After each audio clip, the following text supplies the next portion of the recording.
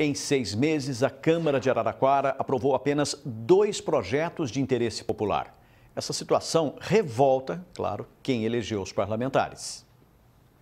100% dos assentos do transporte público para pessoas com deficiência física, idosos e gestantes. O projeto de lei foi apresentado na Câmara de Araraquara, mas esbarrou no parecer do Instituto Brasileiro de Administração Municipal, que apontou a inviabilidade da proposta. O texto, que deixou de tramitar na casa, acompanha outros 6 projetos de autoria do Legislativo que sequer seguiram adiante. 45 projetos de lei foram apresentados neste primeiro semestre. Deste total, apenas 12 foram considerados de interesse popular. 3 ainda estão em tramitação e 2 foram aprovados pelo plenário da Casa. Segundo o presidente da Comissão de Justiça, Legislação e Redação, a maioria dos projetos rejeitados apresentava irregularidades, tanto na formulação quanto na inconstitucionalidade dos textos. Que é inconstitucional. Tudo que gera despesa tem que vir do executivo, não pode vir do legislativo. E a maioria deles são dessa maneira.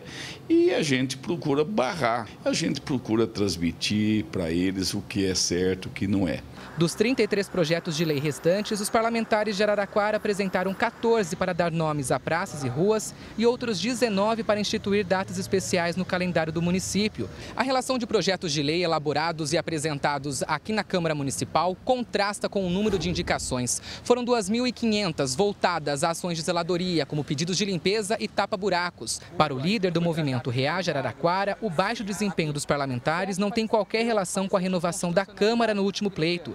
Segundo ele, mesmo com 12 das 19 cadeiras ocupadas por políticos de primeiro mandato, falta mais atuação do Legislativo. Hoje a Câmara de Araraquara ela é inerte, ela não surte efeito e a gente não sente esse efeito. Existe quem trabalha, a gente sabe, e existe quem não faz nada.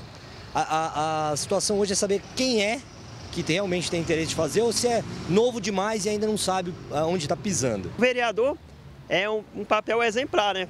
Deveria estar sempre em contribuição com a população do bairro, educando, né? Explicando, dando exemplos, e a gente não vê isso. Eles ganham-se muito e faz pouco. Milton Filho, de Araraquara, para o Jornal da Clube.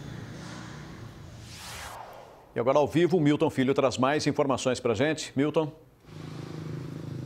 Pulse para comentar o desempenho dos parlamentares neste primeiro semestre na Câmara aqui de Araraquara, eu converso com o cientista político Bruno Souza da Silva.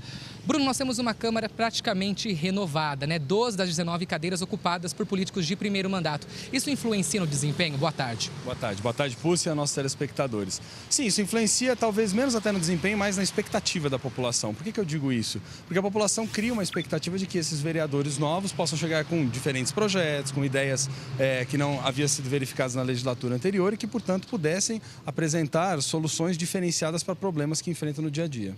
Na sua avaliação, falta conhecimento sobre a área de atuação dos parlamentares, o que é de competência do Legislativo, o que é de competência do Executivo? Eu acredito que há sempre uma dificuldade do próprio eleitor em compreender melhor essas funções e dentre os próprios representantes, muitas das vezes, falta clareza sim. Acredito que um dos problemas que a gente enfrenta hoje no Brasil, no que diz respeito à figura do vereador, do legislador, é um grande desconhecimento no que diz respeito a aspectos mais técnicos do orçamento. Porque, veja, nós temos e acompanhamos nas câmaras municipais em estudos desenvolvidos no âmbito acadêmico, nós temos identificado que os vereadores têm cumprido muito bem funções de fiscalizar e de zelar pelo município, né? Aspectos relacionados à zeladoria, de maneira geral. Os buracos das ruas, os matos altos, enfim, as situações de infraestrutura. Mas tem pecado muito no aspecto de acompanhamento do orçamento e de apresentar soluções mais criativas para a canalização do dinheiro público. Como você disse, tem a questão da zeladoria. As indicações e requerimentos são os recursos mais utilizados pelos parlamentares, mas o papel do legislador não é só este, né? Sim, não é só este. Realmente as indicações e requerimentos, elas são o maior volume de produção, né, dos vereadores, mas a questão é, o ato de legislar precisa ser um pouco ampliado, e aí às vezes a gente acaba criando uma ideia um pouco equivocada. A gente acredita que quantidade de projetos de lei é igual a maior qualidade do processo político, e não necessariamente é isso. A gente tem que redirecionar o olhar em que sentido? A gente tem que acompanhar esse vereador ao longo daqueles projetos que são mais decisivos, aqueles que vão impactar de maneira mais geral a vida do cidadão, se eles estão participando, se eles estão apresentando soluções alternativas, se eles estão simplesmente aceitando aquilo que já vem do executivo, se eles têm a capacidade de emendar esses esses projetos, apresentar substitutivos, ou seja, o ato de legislar é um ato de transformar legislações ou propostas legislativas que muitas vezes já vêm do Executivo, né? A gente tem que lembrar que o vereador, e assim como outros representantes representantes do Legislativo, como deputado estadual e deputados federais, a maioria dos projetos de iniciativa individual tendem a não ter muito sucesso de aprovação.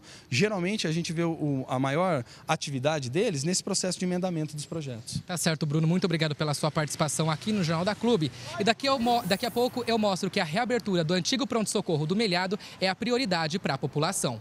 Paulo Pucci. Até já, Milton.